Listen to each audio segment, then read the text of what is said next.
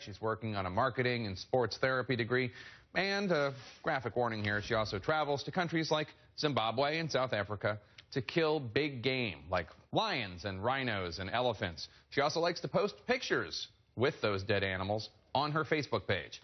Now, this is not a new hobby for Joan. She writes on her Facebook page that she's been traveling to Africa with her family since she was 9 years old. And she also describes her first kill, writing, quote, "The first animal I ever shot was a white rhino with a .416 Remington. I got my leopard and also took down a hippo to get 6 of the dangerous 7 at the age of 14. Now, while it is legal in these countries to trophy hunt, as it is called, her page has caused an uproar. There are petitions calling for Facebook to take down her page, and over-the-line comments slamming Jones, calling her scum, and wishing that she would meet the same fate as the animals with which she is posing. It's also boosted the number of clicks on her page. BuzzFeed's Broderick, who reports on social media, he took notice and wrote about Kendall Jones' story, and he joins me now from London. Ryan, thanks for joining us. So she writes in her Facebook bio that she's going to star in a show on the Sportsman channel next year. We reached out to that channel. They refused to confirm if she has a show. Is this kind of publicity good or bad? It totally depends on how you see it. One of the most interesting aspects about the outrage that she was generating was that hunting blogs were calling it cyberbullying. They were coming to her defense and saying, leave this alone. You know, she's a hunter. People hunt. Deal with it. So it's totally about how you look at it and what kind of person you are, I guess.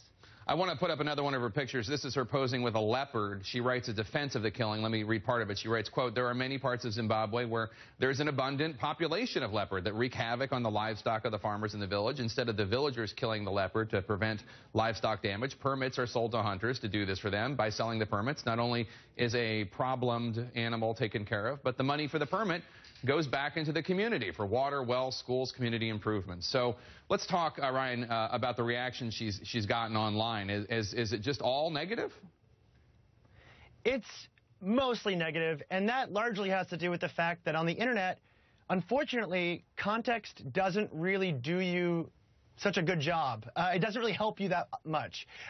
When people see a photo of a smiling girl next to a dead animal, they're going to freak out, and stopping them is almost impossible. I mean, one of the old jokes about the internet is that animals rule supreme. So no matter what, if you're putting up a photo of a dead animal on Facebook and it's traveling around, you can't slow that down no matter how much you explain why you did it, and especially if you're smiling. It jars people, and you know, especially on BuzzFeed when we picked it up, a lot of our users were incredibly upset about it, and you know, we're trying to explain the context, but it doesn't do such a good job.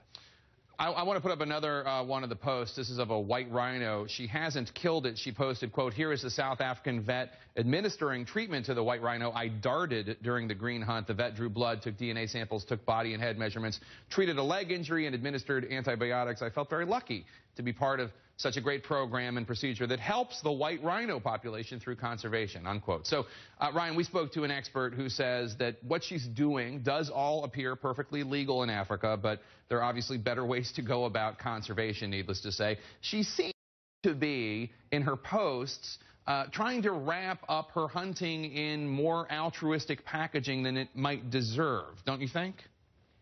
I mean, that's fair to say.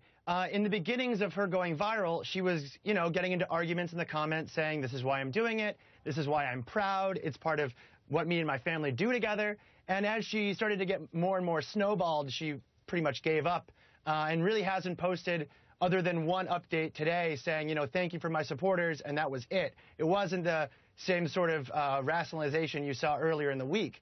And there's only so much you can do. And if you really believe, if this girl really believes that it's okay and she's okay with it, you know, standing up to 60,000 people that don't, that's a tough thing for anyone to do, especially a 19-year-old girl.